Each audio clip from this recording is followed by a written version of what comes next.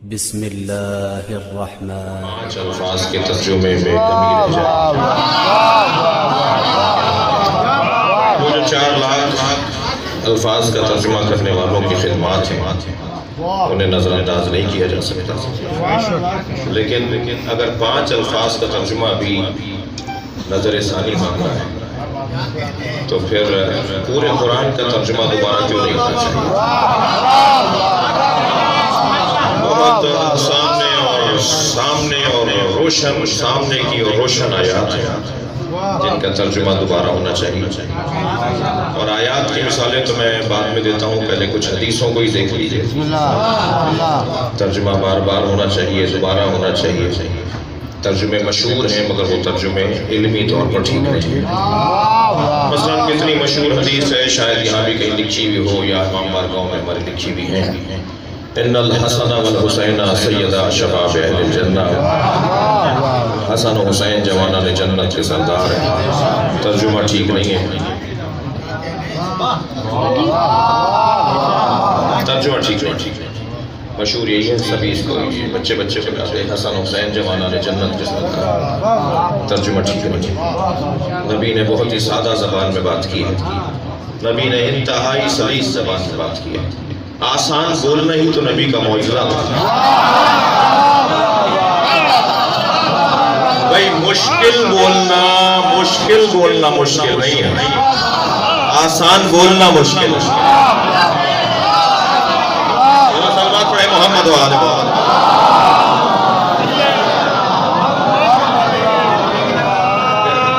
गाड़े अल्फाज, मुश्किल अल्फाज, कोई मुश्किल बात नहीं है बोलना। मुश्किल ये है कि किसी तरह आसान बोला जाए, सादी जबान में बात की जाए। भाई लुकमान में मेरी मजलिस का ये इज्तिमा मेरे लिए पहली दफा है।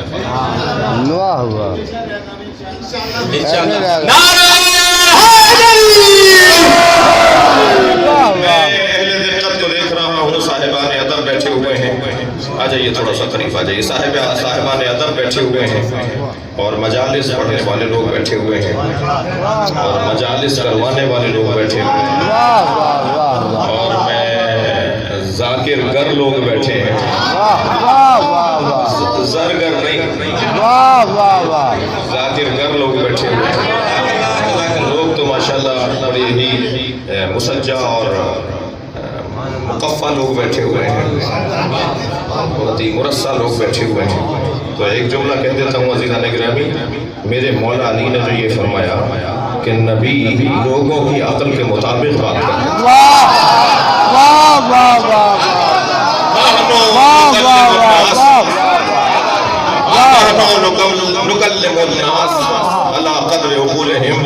नबी ने फरमाया कि हम लोगों की अक्ल के मुताबिक बात करें। मेरे मौला अली का जुमला हदिया कर रहा हूँ। मौला फरमाते नबी लोगों की अक्ल के मुताबिक बात करते थे, अपनी अक्ल के मुताबिक।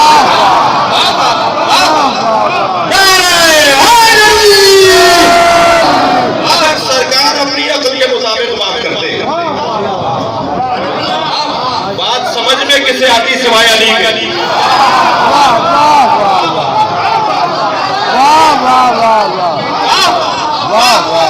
नबी हमारी अक्ल के मुताबिक बात करते हैं। मैं इंतहाई मुबारक मजमे को एक और जुमला हदिया कर रहा हूँ। जब वो हमसे बात करते हैं तो हमारी अक्ल के मुताबिक बात करते हैं। इसी को तो तक़य्या कहा जाता है।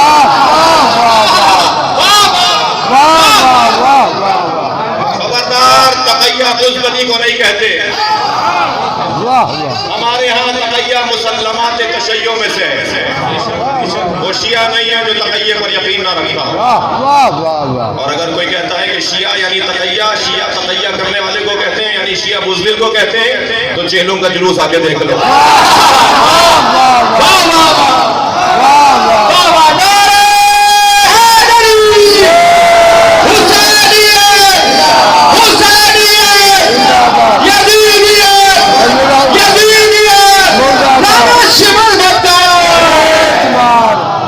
खबरदार, तीन कमजोरियां रखने वाला शिया नहीं होता। उसे या अली मदद नहीं कहना चाहिए। चाहिए जिसमें 3 कमजोरियां हैं। सबसे पहली कमजोरी बुज़दिल मौला ही नहीं होता।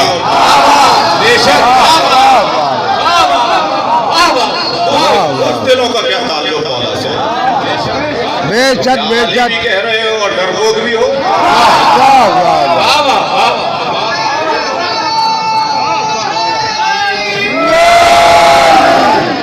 जंगे सिफ़ीन में शाम का लश्कर आके खड़ा हुआ तो मौला ने अपने सिपाहियों से खिताब करते हुए फरमाया, खबरदार, ये जो लश्कर सामने आया ये तुम्हारा दुश्मन नहीं है। मौला का एक सिपाही खड़ा हो गया, कहने लगा, मौला ये हमें मारने आया, ये हमारा दुश्मन नहीं है। हज़रत ने फरमाया, तुम्हारा दुश्मन तुम्हारे अंदर का खौफ है। अंदर का खौफ निकाल दो, फिर तुम्हारा कोई दुश्मन ही नहीं है। भाई समझ के सुनिएगा अज़ीज़ान गिरामी, पाकिस्तान में हमारा कोई दुश्मन नहीं है। जिन्होंने पाकिस्तान की दीवारें तकफीरी नारों से काली की वो हमारे दुश्मन नहीं है, इसलिए कि शियत से दुश्मनी करने के लिए काबिलियत चाहिए जो उनमें नहीं है।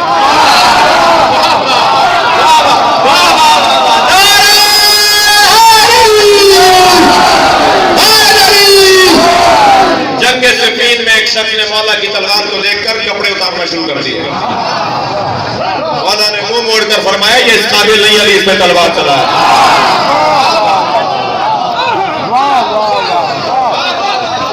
राजा बाजार रावलपिंडी के सानहे ने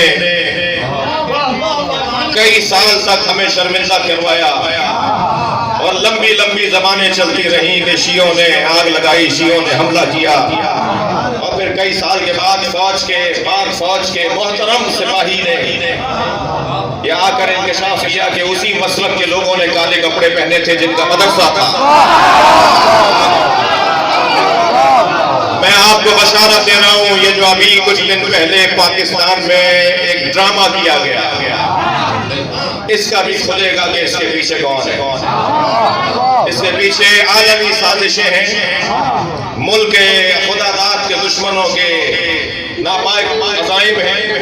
मैं उन सारे कामों को लंबा गुफ्तगू करने से, तवील गुफ्तगू से गुरेज करते हुए एक जुमले में कहूंगा, ये जान लो तुम कुछ भी करो, ये जान लो कि पाकिस्तान की तशय्यो इस्राइल तस्लीम करने नहीं देगी।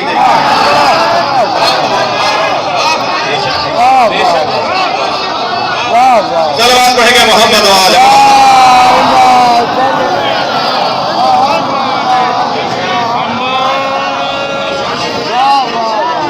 उस दिल का कोई ताल्लुक अली से नहीं। मैंने एक जुमला कहा है, जरा और उसे निभा दो। पाकिस्तान में हमारा कोई दुश्मन नहीं है जी, दुश्मन हमारा बेवकूफ है। इस पे खुश भी नहीं होना चाहिए। खुशी तो तब होगी जब दुश्मन समझदार है। हम तो एक मुद्दत से ढूंढ रहे थे इस मुल्क में यजीद का हिमायती कौन है।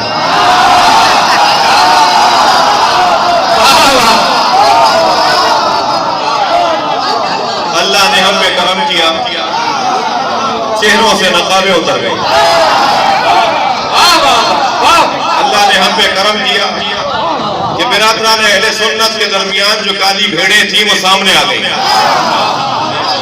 इसमें सुन्नी का भी फायदा हो गया और शिया को भी महसूस हो गया कि पाकिस्तान यजीदियों की जगह नहीं है। इतने बेवकूफ हैं, जुमला महसूस करेंगे, इतने बेवकूफ हैं, हमें मार कर मुस्तरब हैं, हम मर के मुतमईन।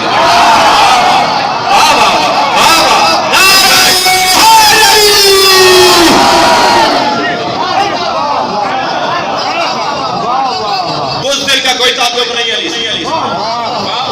एक सरदार जी का क्लिप देख रहा था, उनकी तकरीर सुन रहा था। वो कहने लगे, मेरा पोता रोजाना घर में उछलते कूदते भागते दौड़ते आवाज़ें लगाता, या अली या अली या अली।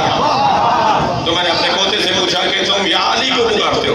कहने लगा, दादा जब या अली कहता हूँ मेरे बदन में ताकत आती है।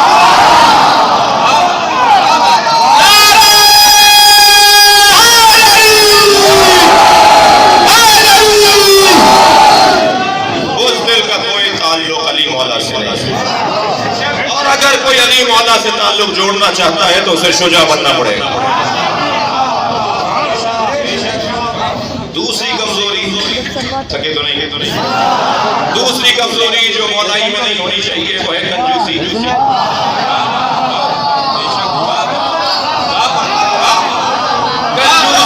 कंजूस का मौला अली से क्या कहा?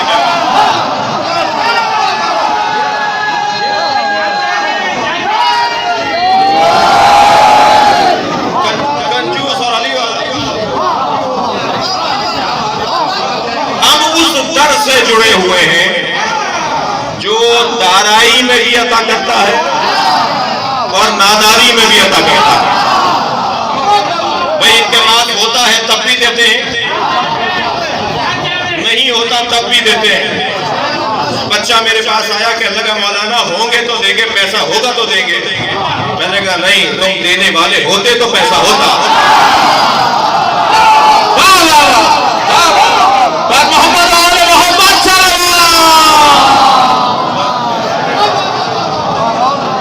सखावत से पैसे का कोई ताल्लुक नहीं। सखावत एक कुव्वत क़ल्बी है, एक एहसास और जज्बा क़ल्बी है, देने का जज्बा, बांटने का जज्बा। करबला वाले तो वैसे ही देने वाले होते हैं और करबलाई तो वैसे ही देने वाले होते हैं। भाई आजकल जरा माहौल तब्दील हो गया है, जाहिर है बहुत सारी चीजें वक्त से तहजीब के साथ तब्दील होती हैं, तहजीबें तब्दील होती हैं। अब से 40 साल पहले मजलिस के इख्तिताम पे तमर्रुक बढ़ता था, नुक्तियाँ, मुरमुरे, बताशे, नमक वाले। तो अब जो है वो दौर तब्दील हो गया है। हाँ, अब तो अलबत्ता मैं उसकी मुखालफत नहीं कर रहा। मोहब्बत तो वैसे ही सही बनाती है।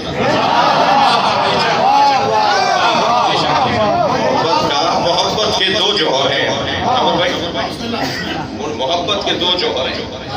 मोहब्बत सखी भी बनाती है, मोहब्बत सखी भी बनाती है, मोहब्बत शुजा भी बनाती है, मोहब्बत शुजा भी बनाती है। मुझे माफ कीजिएगा, मिसाल तो थोड़ी सी रकीक है, मगर मेरे बुजुर्ग उलमा ने भी ये मिसाल मेंबर से दी है। जैसे शायर हज़रात जब नज़म कर रहे होते हैं किसी तरकीब को, तो कहते हैं किसी बड़े ने भी तरकीब नज़म की है या नहीं, इस काफिये को किसी बड़े ने भी लिया या नहीं। तो फिर कहते हैं कि जी अगरचे हर्फ रबी है मगर क्या करेंगे, गालिब ने भी इस्तेमाल किया। तो ये ऐसा होता है शायद। तो हम भी जब इस तरह की किताबत की तैयारी कर रहे होते हैं, सोच रहे होते हैं, तो फिर मैं अपने जहन में लाता हूँ कि किसी बड़े ने मिसाल दी है, ताकि अगर कोई रोक ले कि मौलाना मयार से मेरी भी मिसाल थी, तो हम कहते हैं कि जी मयार तो ये है कि मेरे बड़े ने मिसाल दी है। ये खुद एक मयार मुर्गियाँ पली हुई है ना बात लोगों के घरों में।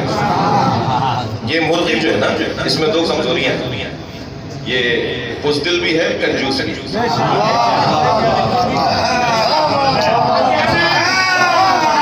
मुर्गी बुज़दिल ऐसी है, आप जरा कोई पत्थर फेंकिए, कोई लकड़ी फेंकिए, इशारा कीजिए, करीब जाइए, भागेगी, बुज़दिल है। और कंजूस ऐसी है कि कोई दाना, कोई रोटी का टुकड़ा, कोई छींचड़ा मिल जाए तो लेके कोने में जाके खाती है। ये अपने जिन्स के लोगों को, दूसरी मुर्गियों को खिलाती नहीं है। ये कंजूस भी है, बुज़दिल भी है। लेकिन जैसे ही चूजों से अंडे निकलते हैं तो ये बजा बजा के पहले उन्हें खिलाती है।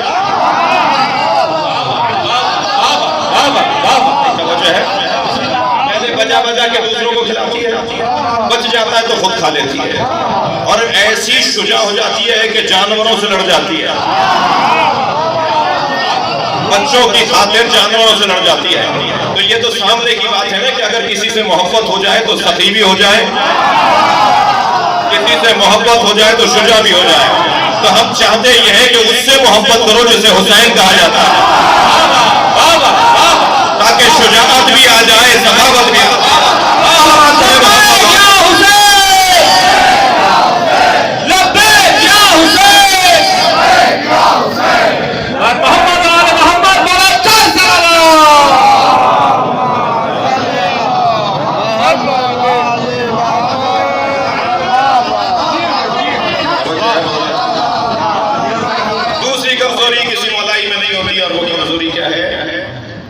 कंजूसी। इस मजलिस के इख्तिताम पे फर्ज कीजिए हमारे भाइयों ने यहाँ तो न्याज है, फर्ज कीजिए न्याज के साथ इन्होंने मुरमुरे बांटने के लिए को टोकरा दे दिया। वो जो लाइन में लग कर न्याज लेने का जो लुत्फ था,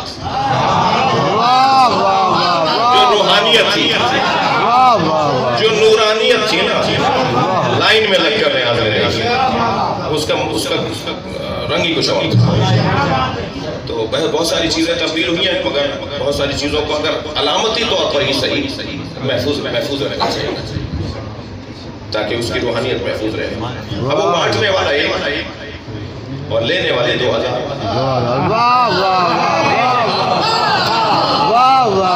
एक बांट रहा है, ले 2000 रहे, तो धक्का भी लगेगा, हवा भी चलेगा, अंगूठा भी टूटेगा, और फिर जब किसी को जल्दी होगी तो कहेगा मामू मुझे दे दो।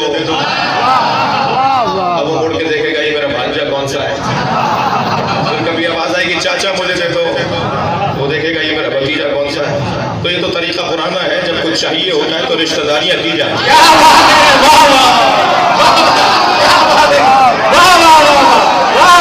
सलावत करेंगे मोहम्मद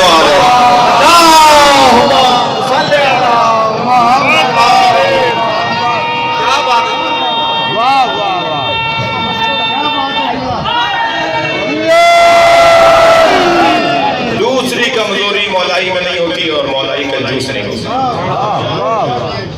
तीसरी कमजोरी एक मौलाई में नहीं होती और वो है तंग नजरी, घुटे हुए दिमाग का, छोटे दिमाग का। कद तो है 7 फुट का मगर आदमी है ये छोटा।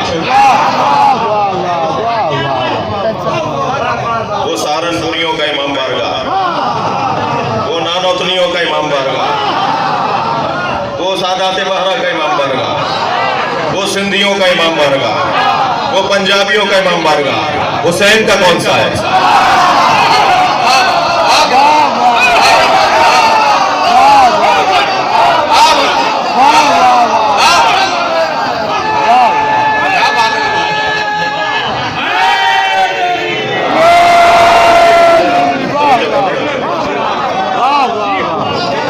मस्जिदों में हालत यह है कि वो बरेलवियों की मस्जिद, वो देवबंदियों की मस्जिद, वो सल्फियों की मस्जिद, वो शियों की मस्जिद, अल्लाह की कौन सी है?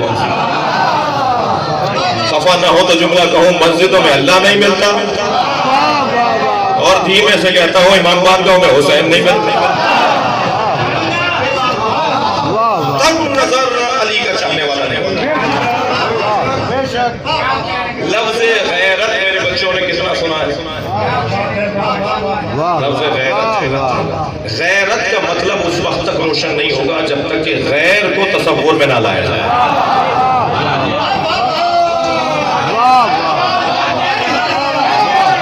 मफ़हूम गैरत रोशन ही नहीं होगा जब तक गैर को तसव्वुर में लाना है।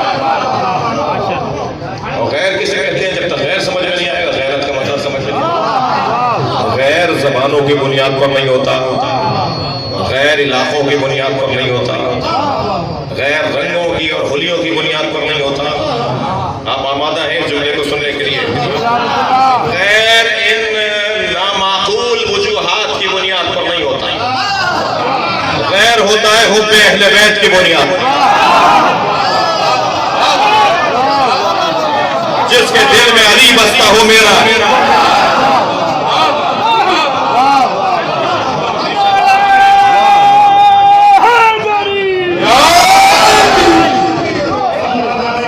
तंग नजर का कोई ताल्लुक अली से नहीं है। मजलिस अज़ा में कोई पाबंदी नहीं है, कोई दरवाजे पर नहीं लिखा हुआ कि सुन्नी नहीं आएगा।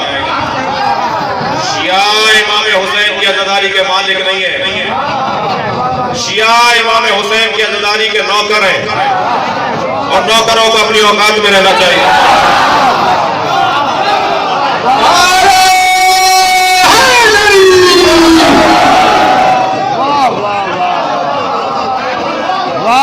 मालिक के मेहमानों का ख्याल करना चाहिए।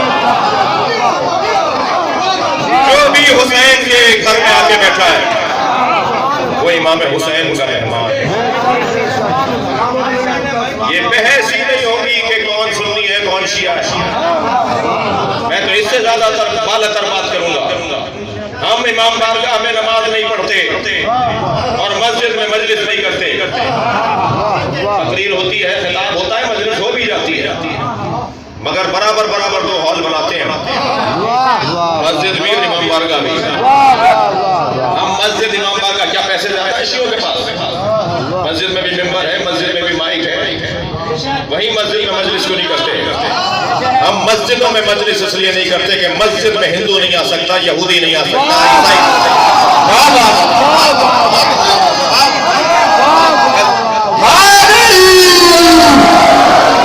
कल क़यामत में अगर किसी हिंदू ने शिकायत कर दी,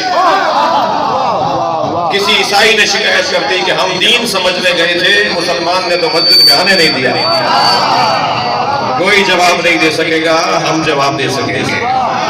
या अल्लाह, हमने मस्जिद के साथ इमाम बारगाह बनाया ही इसलिए। ये इमाम बारगाह हुसैन का खैमा है, हर आने वाले हुर के लिए खुला रहना चाहिए।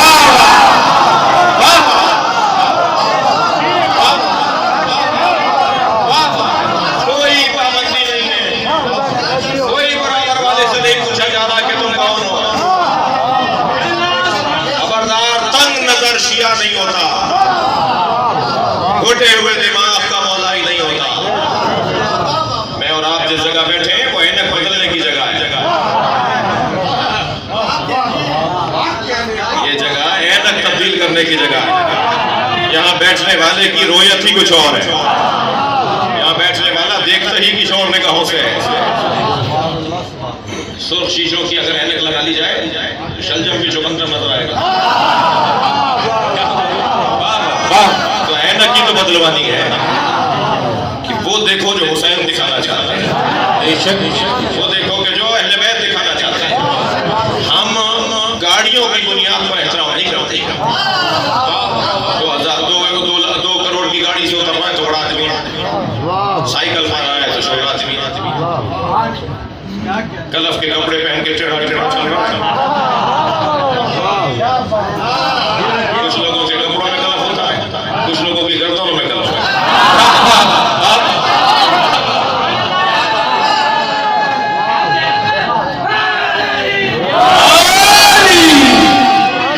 अल्लाह को गर्दन कलफ लोग पसंद नहीं करते, मुतकब्बिर तो वैसे ही पसंद नहीं करते। ना ही कपड़ों की बुनियाद पर एहतराम होगा, ना ही गाड़ियों की, ना ही बंगलों की। खबरदार, जो अगर महंगे कपड़े पहने हुए नजर आए तो उसका एहतराम कपड़ों की बुनियाद पर न करना। मेरे मौला अली फरमाते, इससे बात करो, ये ज़बान के नीचे छुपा हुआ है।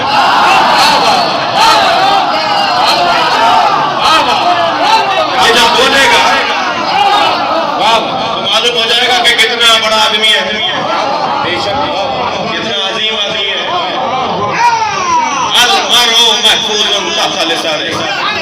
इंसान अपनी जबान के नीचे छुपा हुआ। ये गोश्त का लोसड़ा जब दाएं बाएं ऊपर नीचे चलता है तो अंदर का आदमी बाहर आ जाता है, सारा खुल के सामने आ जाता है। ये है कैसा? तो जब कभी किसी पे शुबह होने लगे ना तो उससे बात करें। अच्छा, अगर और मुश्किल हो कि बोल ही नहीं रहा, बहुत चाहा हमने कि बोले, मगर ये तो मुंह में पत्थर रख के आया, बोल ही नहीं रहा। तो इसके लिए भी नबी ने फार्मूला दिया है। अगर तय ना हो रहा हो ना कि ये है कौन, तो इसके सामने अली का जिक्र किया। चेहरा पुकार के बताएगा मोमिन है या मुनाफिक।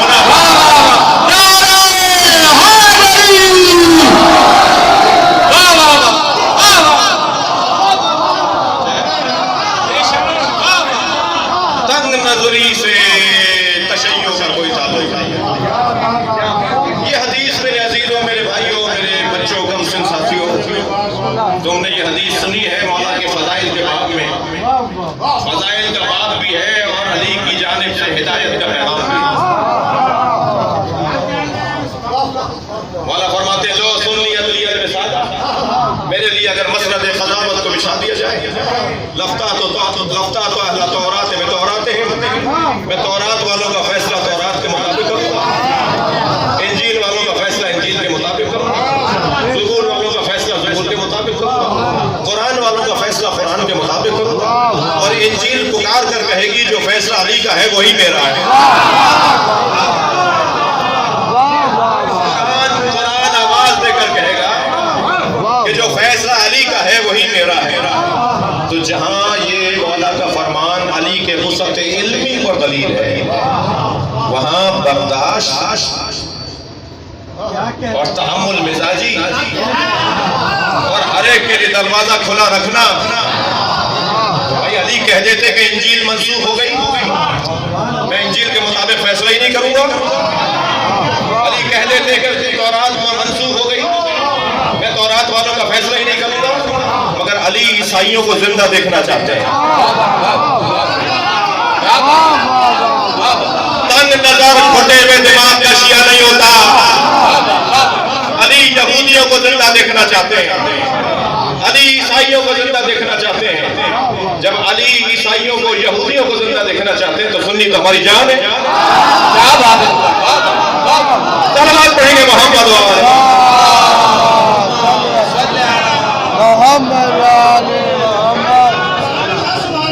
खबरदार खबरदार, मुक़द्दसात से अहले सुन्नत की तौहीन करना हराम है।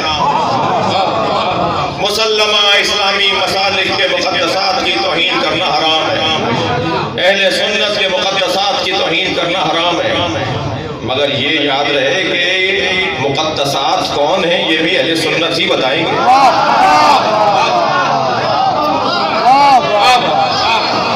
पता चले ना कि कौन है मुक़द्दसात। तो खुलाफाए सलासा और उम्महातुल मोमिनीन के बारे में तो मुसल्लम है भाइयों के, मगर याद रहे शाम वालों की ताज़ीम हम नहीं करेंगे। और जहां तक बात है मोहतरम अहले सुन्नत बिरादरान के अकीदे की, तो मैं एक जुमला कहता हुआ भी गुजरूं कि हमारे नजदीक खुलाफाए सलासा और उम्महातुल मोमिनीन की तौहीन करना हराम है, मगर हम फिदक मिंबर से पढ़ेंगे, कदीर मिंबर से बयान होगी, बीबी ज़हरा पे दरवाजा गिरा ये बयान होगा।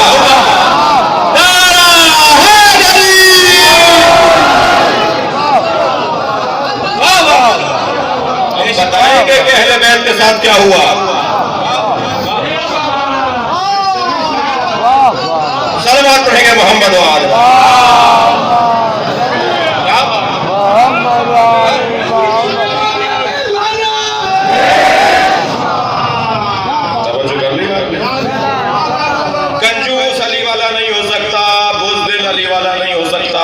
नजर अली वाला नहीं हो सकता, तंग नजर अली वाला नहीं हो सकता। आगे बढ़िए। कितना मशहूर कौल, इन्नल हसन वल हुसैन सय्यद शबाब अहल जन्नत। हसन हुसैन जमाना ने जन्नत के सरदार हैं, ये नबी ने फरमाया ही नहीं। नबी फरमा रहे हैं हसन हुसैन जमाना ने जन्नत के सरदार हैं, ये नबी ने फरमाया ही नहीं। नबी ने क्या फरमाया? भैया अगर ये कौल ये तर्जुमा मान लिया जाए कि हसन हुसैन जमाना ने जन्नत के सरदार हैं, मर जाओ जन्नती मर जाओ, फिर जन्नत में पहुंचो दो सरदार मिलेंगे जिन्हें हसन हुसैन कहते हैं। यानी नबी शायद बकौल उनके ये कहना चाहते हैं कि मरने वालों के सरदार हैं, मुर्दों के सरदार हैं। नहीं, नबी ने ये कहा ही नहीं है। नबी तो सीधी सी सादी जबान में मौजूदा नबी का आसान बोलना था। फरमाते हैं इन्नल हसन वल हुसैन सय्यदा शबाब अहलिल जन्नह। हसन हुसैन जमाना ने अहले जन्नत के सरदार हैं, और अहले जन्नत होने के लिए मरना जरूरी नहीं है।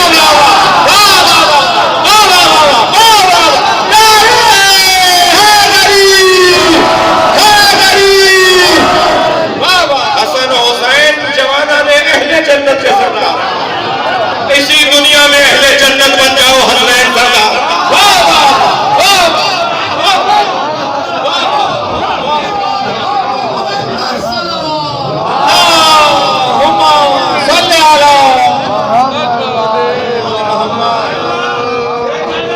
कितनी दफा सुन लिया मेरे बच्चों ने कि सलूनी सलूनी क़ब्ल अन तफ़रिदूनी, पूछो पूछो इससे पहले कि मैं तुम्हारे दरमियान से चला जाऊं। तर्जुमा ठीक नहीं है, तर्जुमा बेहतर करो भाई। मेरे मौला अली फरमा रहे हैं सलूनी सलूनी क़ब्ल अन तफ़रिदूनी, पूछो पूछो इससे पहले कि तुम मर जाओ।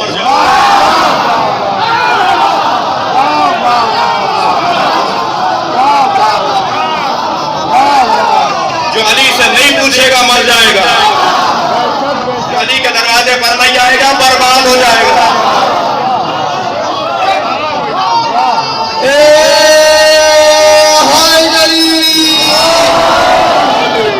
सब मिल के नारा लगाएंगे, मौला नजफ से मदद पाएंगे।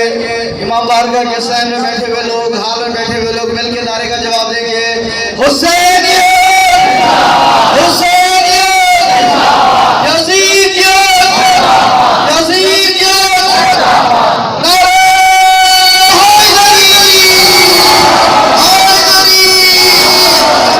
अली से नहीं पूछोगे तो मर जाओगे। जिंदगी कहते ही इल्म को है। जाहिल जब मैं शमाशरे में फिर रहा होता है तो मैयत फिर रही होती है। मेरे वाला फरमाते हैं मैयतें दो तरह की होती हैं। मौला अली के कौल की तशरीह में कौल पेश कर रहा हूँ। मौला कौल की खिदमत में पेश हो रहे हैं। जी जी, मौला अली की कौल की खिदमत में पेश होते हैं। मौला फरमा रहे हैं कि मैयतें दो तरह की होती हैं, कुछ लेटी हुई मैयत, कुछ चलती फिरती मैयत। जरूरी नहीं है जो चलता फिरता नजर आ रहा है वो जिंदा हो, जिसका ज़मीर मर गया वो जिंदा कर, जिसका एहसास मर गया वो जिंदा कर। अज़ीज़ाने गिरामी, मैं खैरपुर में मजलिस जरूर पढ़ रहा हूँ मगर खैरपुर के लिए नहीं पढ़ रहा।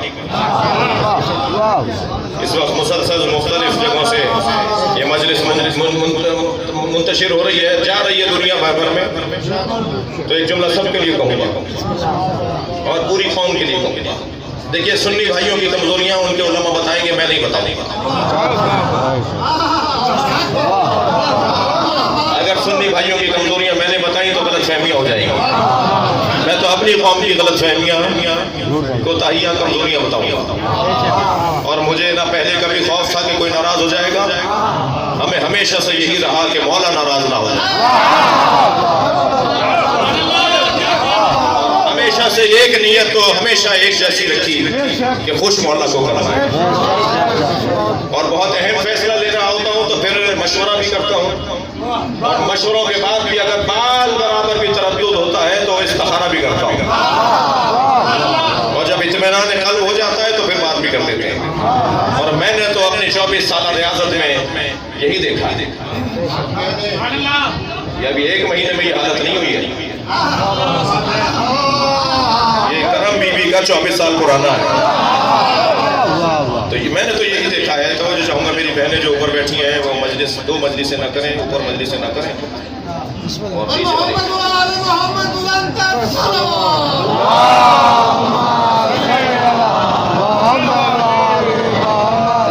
और मस्तूरात से गुजारिश है कि एहतराम मजलिस का ख्याल करें, खामोशी इख्तियार करें। तमाम ख़वातीन से गुजारिश है कि खामोशी इख्तियार करें। बर मोहम्मद वाले मोहम्मद सल्लल्लाहु।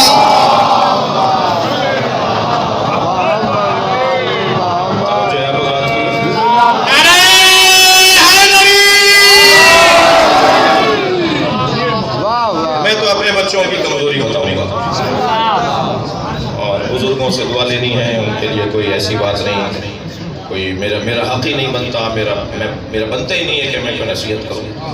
लेकिन ये बच्चे जवान मुझसे ज़रा प्यार ज़्यादा कर रहे हैं, तो इन जवानों को मुझे पता है ये मेरी बात मान लेंगे, इसलिए मैं इनके लिए 2 बातें करना चाहूँगा।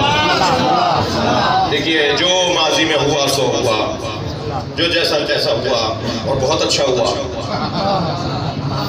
वो एक अलग बहस है। मैं आपसे गुजारिश कर रहा हूँ, जवानों से, बुजुर्ग कुछ देर के लिए कान बंद कर लें। मैं जवानों से बात कर रहा हूँ, लालच छोड़ दो, दुनिया तुम्हारे पैरों में आएगी।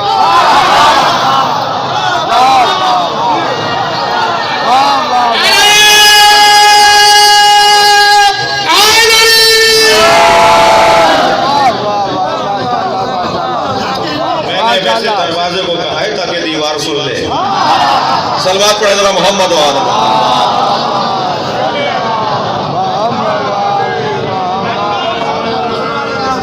अजीजाने गिरामी, पैसे की लालच मार डाला हमारी कौम। वाह कदम कदम पे शर्मिंदगी का सामना है इस लालच की वजह से। दूसरे हमें जब जुमले कहते हैं तो हमारी गर्दनें झुक जाती हैं। पैसे की लालच ने शर्मिंदा कर दिया इस कौम को। कुर्सी की लालच ने कमर तोड़ दी। वाह वाह वाह वाह नहीं, जब तक आप एक एक के जहन में मेरी बात नहीं जाएगी। कुर्सी की लालच, पैसे की लालच, मेरे तो रोंगटे खड़े होते हैं जब मैं कभी सुनता हूँ और मुझे यकीन नहीं आता। और मौला अब्बास को कसम खा के याद करके कह रहा हूँ कि इंशाअल्लाह ये बात झूठी होगी। खुदा तो झूठी तय किया जाता है कि न्याज कितनी चाहिए। वाह वाह मुझे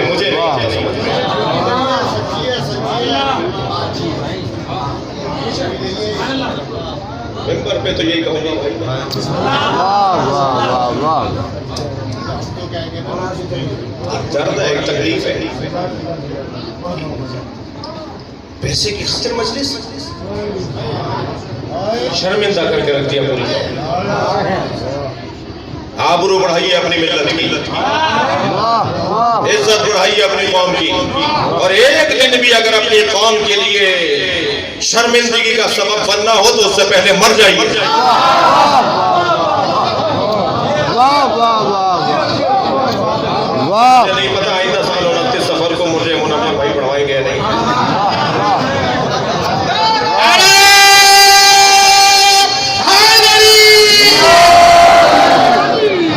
पैसे के लालच, बराए ज़ोहर इमाम ज़माना बुलंद तरीन नारे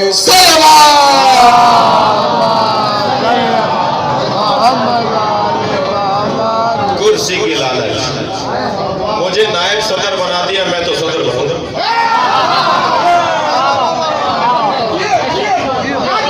मैं तो वो अदा लूंगा, ये अदा तो मैं नहीं लूंगा। भाई अक्सरियत की राय से बनाया है, तो अगर अक्सरियत की राय से बना भी लिया जाए तो बाहर जाके कहते हैं मैं नहीं मानूंगा।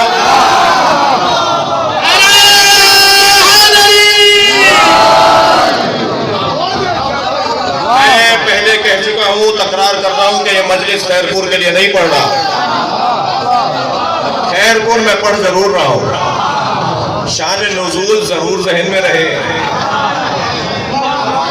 लेकिन आयत शान नुज़ूल में महदूद नहीं होती।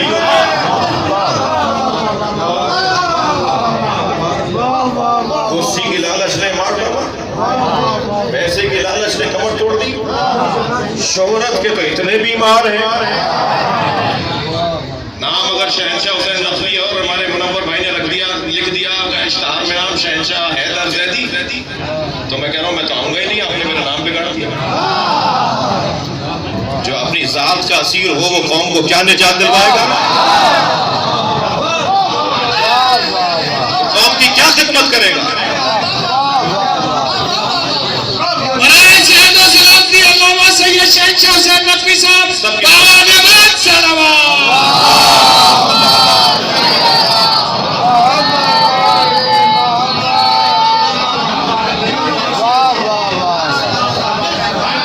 हालत खराब।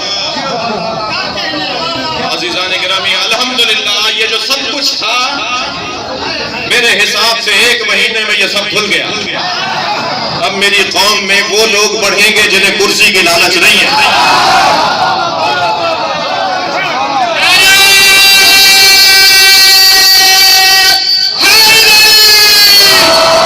अब हमारी कौम में वो लोग आएंगे जिन्हें पैसे की लालच नहीं है।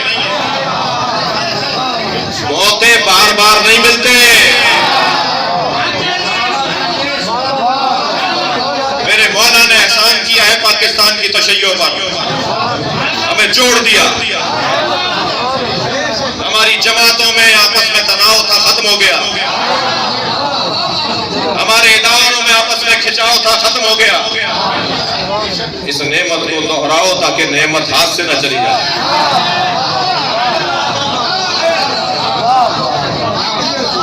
तवज्जो कर ली। तो एक ये आयत भी है जिसका तर्जुमा ये किया जाता है जो मैंने आपके सामने किया। ये वो मारूफ तर्जुमा है जो सभी करते हैं। तो इरशाद हो रहा है वक़ाल रसूल, तर्जुमा क्या है पहले वो सुन लीजिए और तर्जुमे पर एतराज क्या है वो भी सुन लीजिए। वक़ाल रसूल या रब्बे इन्ना कौमी इत्तखज़ू हाज़ल कुरान महजूरा।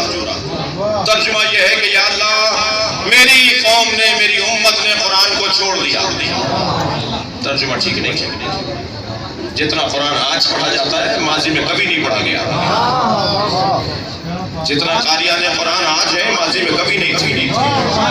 जितने हाफिजान कुरान आज है माजी में कभी नहीं थे। जी तवज्जो है। लिहाजा तर्जुमा ये बेहतर करने की जरूरत है। तर्जुमा क्या है? या रब्बे इन्ना कौमी इत्तखज़ू हाज़ल कुरान महजूरा। या अल्लाह मेरी कौम ने, मेरी उम्मत ने कुरान को छोड़ दिया। नहीं, इत्तखज़ू हाज़ल कुरान, मेरी कौम ने कुरान को ले लिया बगैर अली के। जुबान के साथ दिल वाला, जुबान के साथ दिल वाला, हर एक भी जात से वाला। नारे हैदरी, इत्तखज़ू हाज़ल कुरान। मौलाना इस कुरान को ले लिया महजूरा, अकेला तन्हा। मेरी उम्मत ने कुरान को अकेला ले लिया। मैंने अकेला तो दिया नहीं था, मैंने तो कुरान अली के साथ दिया था, मैंने तो कुरान अहले बैत के साथ दिया था। इन्होंने सिर्फ कुरान को ले लिया और अहले बैत को छोड़ दिया। अल्लाहु अकबर। हदीस कहती है रुब्बा तालिल कुरान वल कुरान यलनु। कितने ही कारियान कुरान है जिन पे कुरान लानत करता है। सलावत पढ़े मोहम्मद और आले मोहम्मद।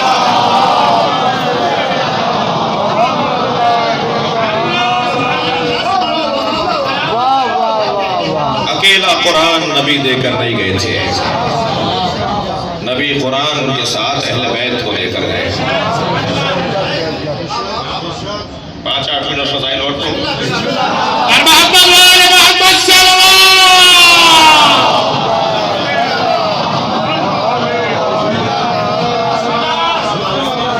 देखिए ये किसने बताया है कि अल्लाह है? कुल हुवल्लाहु अहद। तुम कह दो अल्लाह अहद है। नबी ने बताया ना कि अल्लाह अहद है। नबी ने बताया ना अल्लाह अहद है। अल्लाह है तो सब मानते थे। अहद अल्लाह, वहदहु ला शरीक अल्लाह, वो तो मौला नबी ने बताया। और अल्लाह भी यही चाहता है कि वो अल्लाह मानो जो मुस्तफ़ा बताए। अपने हाथ का अल्लाह, अपनी सोच का अल्लाह, अपने गुमान का अल्लाह, अपने तसव्वुर का अल्लाह नहीं मानते। अल्लाह को मानो जो मुस्तफ़ा बता रहे हैं। कुल हुवल्लाहु अहद, कह दो वो अल्लाह अहद है। कुल इन्नमा अना बशरुम मिस्लुकुम यूहा इलैया अन्नमा इलाहुकुम इलाहुन वाहिद। इनसे कह दो कि तुम्हारा अल्लाह इलाह वाहिद। एक आयत नहीं है जिसमें नबी से कहलवाया है। तो नबी से अल्लाह ने कहलवाया है कि अल्लाह वहदहु ला शरीक है। तो हमें नबी के कहने पर, उसके वहदहु ला शरीक होने पर यकीन है ना। तो एक कौल तो नबी का मान रहे हो, दूसरा कौल भी नबी का मानो कि मैं 2 चीजें छोड़े जा रहा हूं, कुरान और अहले बैत, और ये एक दूसरे से अलहदा नहीं होंगे। भाई नबी कह रहे हैं अलहदा नहीं होंगे, तो जैसे अल्लाह बता रहे हैं ऐसे ये भी तो बता रहे हैं कि ये एक दूसरे से अलहदा नहीं होंगे। तो जितना यकीन तुम्हें अल्लाह के एक होने पर है, इतना ही कुरान और अहले बैत के जुड़ने पर भी होना चाहिए।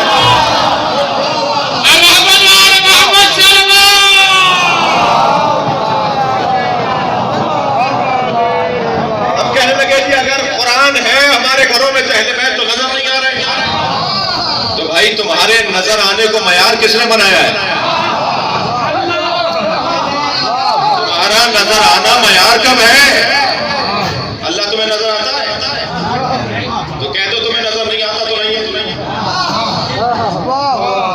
ये हवा नजर आती है? कह दो नहीं है, नजर नहीं आ रही तो नहीं है, तो नहीं है। ये दर्द जो होता है बदन के अंदर, ये नजर आता है? कह दो कि नहीं है। हजरत खिज़र को किसी ने देखा है? कहते हैं कि वो जिंदा नहीं है। हजरत ईसा को किसी ने देखा है? कहते हैं कि वो जिंदा नहीं है। हजरत खिज़र, हजरत इलियास और इदरीस और हजरत इलियास को किसी ने देखा है? कहते हैं कि नहीं है। तो ये क्या बात हुई कि मुझे नजर नहीं आ रहा तो मैं कह दूं कि नहीं है? और भाई नजर ना आना और है, न पहचानना और है। हमें अहले बैत नजर आते हैं, बस जिस दिन पहचानने लगेंगे वही ज़ुहूर का दिन होगा।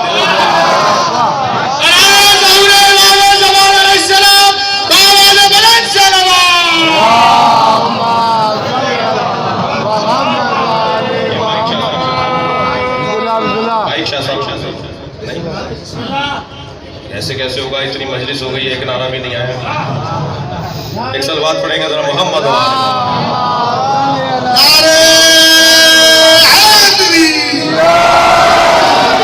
मुझे मालूम है आपकी दोस्ती और भाई से ज्यादा है। सलवात पढ़ेंगे मोहम्मद वाले।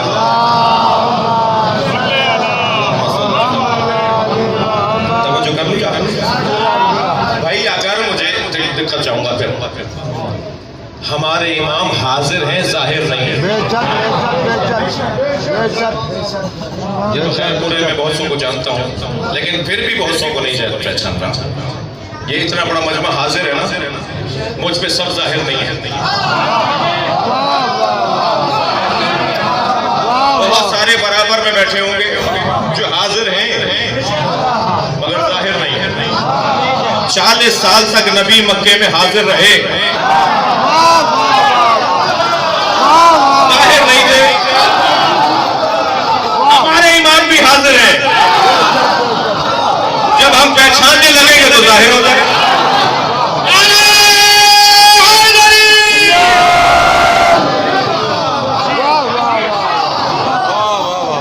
भाई अय्याम अज़ा इख्तिताम की तरफ है। 8 दिन के बाद शादियां होंगी, खुशी की तकरीबात होंगी जी। दुल्हन स्टेज पे बैठी होगी, जहां औरतें होंगी वहां दुल्हन स्टेज पे बैठी होगी। जहां मर्द होंगे वहां दूल्हा स्टेज पे बैठा होगा। सारे मर्द दूल्हा को देख कर यकीन कर रहे होंगे कि वहां दुल्हन है। अगर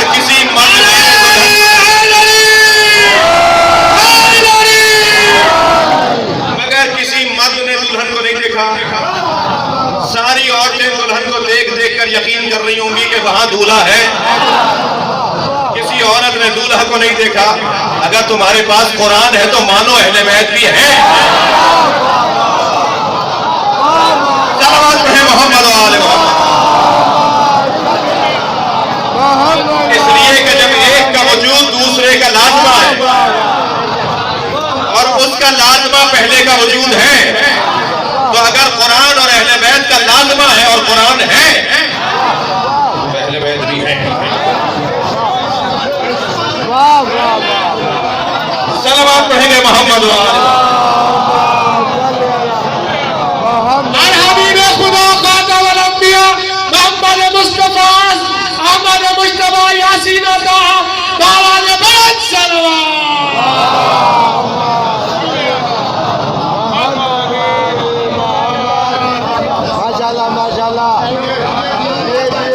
कुरान नबी अली के साथ देखे गए, कुरान नबी अहले बैत के साथ देखे गए। आपकी बेदार समातें मेरे सारे दिल के सफर को मुझे भुला गई।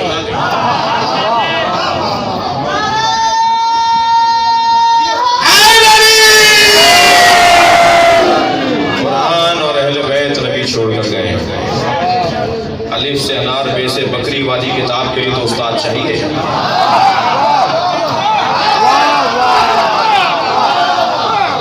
अगर कुरान के लिए मौलम नहीं चाहिए, कहने लगे नहीं हमारे मौलाना पढ़ा देंगे, हमारे मौलाना कुरान हमें पढ़ा देंगे, तो कौन सा मौलम चाहिए? मौलाना बहुत है। तो भाई ये कुरान है,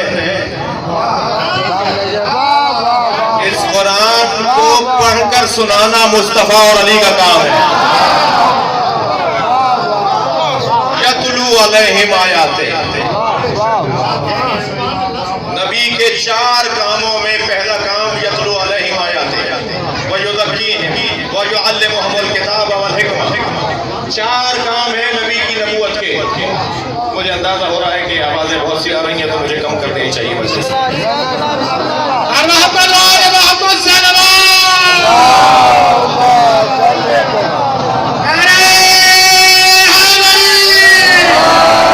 अज़ादारी बगैर ख़वातीन के तो है ही नहीं। अज़ादारी में ख़वातीन का 80% का हिस्सा है। आप 2 मजलिसें करके थक जाते हैं, ये सुबह से लेकर रात तक 10 मजलिसें करनी भी कहती है मजलिस में चली जाऊं।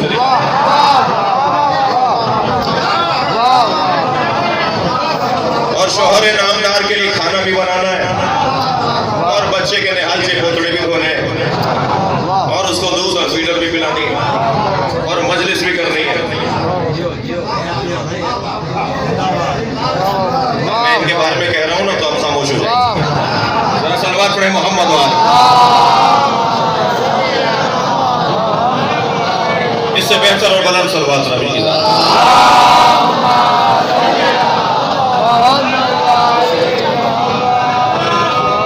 माशाल्लाह माशाल्लाह। समझे हैं? कहने लगे जी हमारे मौलाना पढ़ा देंगे, हमें मौलवी की क्या जरूरत है? तो मैं उन्हें जवाब दे रहा हूँ, नबी के 4 कामों में पहला काम है यतलू अलैहिम आयात। पढ़कर सुनाओ भाई, पढ़ के सुनाएंगे सरकार। पढ़कर सुनाना नबी की नबूवत का हिस्सा है। भाई जो अरबी जानता है वो पढ़ लेगा, जो ग्रामर जानता है वो पढ़ लेगा। ये नबी के कामों में पहला काम है। तरतीब में भी पहला काम है कि नबी कुरान पढ़कर सुनाएंगे। कुरान किसी और का कलाम है, और जिसका कलाम होता है जब तक उसके लहजे से आशनाई ना हो उस वक्त तक वो पढ़ा नहीं जा सकता। अब कुरान के मुअल्लिम वो होंगे जो अल्लाह के लहजे से आशना हो। सलवात पढ़ेंगे मोहम्मद वाले। मोहम्मद वाले मोहम्मद।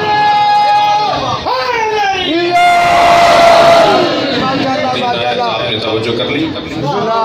मुअल्लिमान कुरान में एक नाम हुसैन है। कुरान के मुअल्लिमों में एक नाम हसन मौला है। कुरान के मुअल्लिमों में एक नाम इमाम ज़ैनुल आबिदीन। और आज भी एक मुअल्लिम इंतज़ार में है।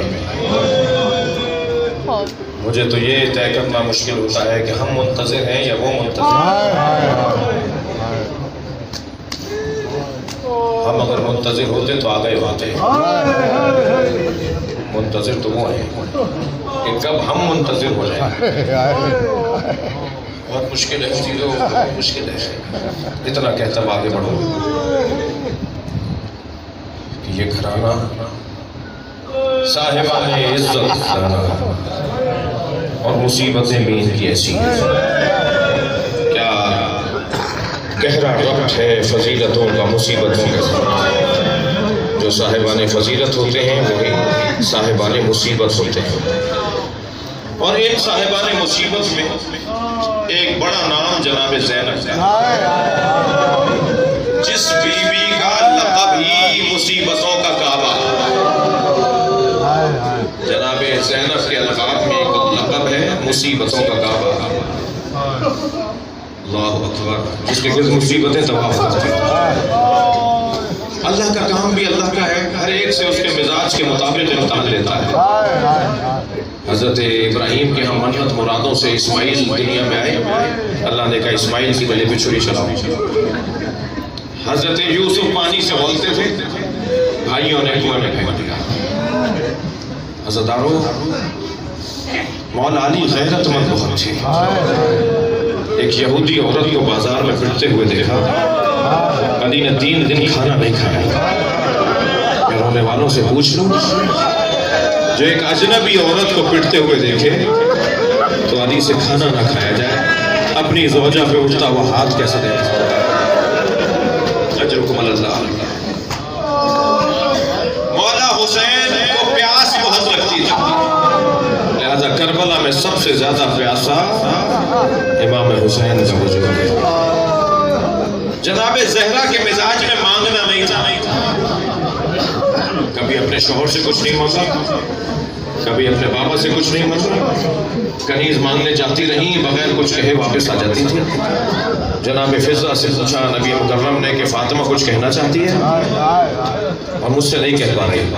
कहा या रसूलल्लाह जरा फातिमा का हाथ देखिए। अब जो नबी ने हाथ देखा तो चक्की की चोट से जख्मी था। कहा या रसूलल्लाह ये आपसे कनीज मांगना चाहती थी। वो कहती है मुझसे बाबा से मांगा नहीं जाता। जिसके मिजाज में मांगना नहीं था, हुक्म इलाही यह है कि भरे दरबार में फदक मांगो। वो फदक मांग लेंगी, ये अल्लाह का हुक्म है, ये मशीयत इलाहिया है, ये पाबंद मशीयत है जी। इमाम सज्जाद का बदन नाज़नीन बहुत था, आपके बदन बहुत नाजुक और नाज़नीन था। आपको सफरों में बुखार हो जाता था। बदन मुबारक बिला तशबीह रूई के गालों से ज्यादा मुलायम था, बिला तशबीह। जिसको अल्लाह ने ऐसा नाजुक बनाया हो, वो कूफे की राहों में, शाम के रस्तों में पैदल चले। अजरुकुम अल्लाह। आपकी आवाज़ें बुलंद हैं। जनाब ज़ैनब के मिजाज में जिम्मेदारियों को कबूल करना था। पढ़ के कहती थी बाबा मैं करूँगी, पढ़ के कहती थी भाई हसन मुझे दे दो ये काम। जनाब ज़ैनब जिम्मेदारियों को लेती थी। ये जो जिम्मेदारियां कबूल करने का बीबी के अंदर एक कैफियत थी। जब जनाब ज़हरा की शहादत होने लगी तो मौला अली से फरमाया मेरे हुजरे में आप ज़ैनब को भेजते हैं। जब जनाब ज़ैनब हुजरे में आई ना, कितने साल की हैं? 4 साढ़े 4 साल का से। जब जनाब ज़हरा की शहादत हो रही है, जनाब ज़ैनब की उम्र ऐसी ही है जैसे करबला में जनाब सकीना की है। फरमाया ज़ैनब ये संदूक से उठा के लाओ। जनाब ज़ैनब संदूक से उठा के लाई। क्या बेटा इसे खोलो। जब खोला तो उसमें कफन रखे हुए थे। फरमाया जब तुम्हारे नाना मेरे बाबा का इंतकाल होने लगा तो जिब्रील जन्नत से 5 कफन लेकर आए थे। ये पंजतन के 5 कफन और हुनूद हैं जो जन्नत से आए। एक कफन नबी को दे दिया, बाकी कफनों की जिम्मेदारियां तुम्हारी हैं। अल्लाहु अकबर, कितनी बड़ी जिम्मेदारी दे रही है। क्या बेटा एक एक दिखाती रहो तो मैं बताऊं कौन सा कफन किसका है। जनाब ज़ैनब ने एक कफन दिखाया। फरमाया ज़ैनब इन्हीं दिनों में तुम्हारे बाबा घर में आके तुमसे कहेंगे कि अम्मा का कफन दे दो, तो ये मेरा कफन है, ये अपने बाबा को दे देना। दूसरा कफन देखने के बाद जनाब ज़हरा ने फरमाया कुछ मुद्दत के बाद तुम्हारा भाई हसन घर में आएगा और कहेगा बाबा अली का कफन दे दो, तो ये कफन तुम्हारे बाबा अली का है। फिर 2 कफन रह गए तो फरमाया कुछ मुद्दत के बाद तुम्हारा भाई हुसैन घर में आएगा और तुमसे कहेगा भाई हसन का कफन दे दो, तो ये कफन तुम्हारे भाई हसन का कफन है। अब कफन आखिरी और एक रह गया। जनाब ज़ैनब ने वो उठाया, जनाब ज़हरा ने देख कर गिरिया किया और फरमाया ये भी हसन का कफन है। कहा अम्मा पहले वाला भी भाई हसन का था? कहा हसन के 2 कफन आए। तो एक मर्तबा मचल गई, एक मर्तबा बेचैन हो गई, कहने लगी भाई हुसैन का कफन? फरमाया हुसैन का कफन जन्नत से नहीं आया, मेरा बच्चा बेगुरो कफन करबला में मारा जाए। अजरुकुम अल्लाह, अजरुकुम अल्लाह। मज़ेदारो गिरिया हो गया, मेरे हिस्से की मजलिस हो गई। आप मातमदारी करेंगे, सीना जनी करेंगे। पंजतन के 5 जनाजों का हाल तो देख लीजिए। नबी की मैयत में, नबी के जनाजे में, नबी के जनाजे में 11 आदमी हैं। मैं कहता हूँ घंटों रोते रहे ना इसी पे के नबी की तदफीन के मरहले पर 11 आदमी थे। उम्मत को एतराज हुआ कि अली ने हमें जनाजे में नहीं बुलाया। मौला अली ने खुतबा दिया मैं वारिस और वारिस की जिम्मेदारी बनती है कि कैसे तदफीन करनी है। मैं तुम्हारा मोहताज, किसी का मोहताज नहीं था कि उसका इंतजार करता। नबी के जनाजे में 11 लोग, उम्मत को एतराज हुआ। इस घर में 75 या 95 दिन के बाद जनाब ज़हरा का जनाजा। अज़ादारों 4 आदमी हैं ज़हरा के जनाजे। फिर एतराज हुआ कि अहले बैत ने हमें जनाजे में नहीं बुलाया, रात को दफना दिया। इस घर में तीसरा जनाजा अली का है। पंजतन का तीसरा जनाजा मौला अली का है। 2 लोग हैं अली के जनाजे में। उम्मत को फिर एतराज हुआ कि अहले बैत ने हमें जनाजे में नहीं बुलाया। सुनेंगे, बार बार कह रहे थे ना कि हमें जनाजे में बुलाओ। ये पहला जनाजा था अहले बैत का जो उम्मत के कांधों पर दिया था। उम्मत ने तीर मार दिए और 5वें जनाजे का क्या हाल बयान हो। घोड़े दौड़ा दिए हुसैन के बदन में। इमाम की पसलियां कमर से निकल रही। जनाबे ज़ैनब ने आकर कहा, अंता दी ज़ैनब, क्या तुम ही ज़ैनब के भाई हुसैन हो? और लाशे के गिर चक्कर काटती रही। इमाम सज्जाद ने पूछा, फूफी अम्मा क्या देख रही हैं? तो फरमाने लगी, सालिम जगह ढूंढ रही हूं जहां बोसा दे सके। हुसैन के बदन पे ज़ैनब को सालिम जगह नजर न आई, कटी हुई गर्दन का बोसा दिया, मदीने की तरफ रुख करके कहा, नाना ये आपका हुसैन है जो खाक और खून में मलतान है, आपकी बेटियों को असीर बना। अला लअनतुल्लाह अला क़ौमिज़ ज़ालिमीन। या अल्लाह इन आवाज़ों पर रहमत नाज़िल फरमा, रोने वालों के तौफ़ीक़ात में इज़ाफ़ा फरमा, इमाम ज़माना के ज़ुहूर में ताजील फरमा। रब्बना आतिना फ़िद दुनिया हसनतन व फ़िल आखिरति हसनतन व क़िना अज़ाबन्नार। या हुसैन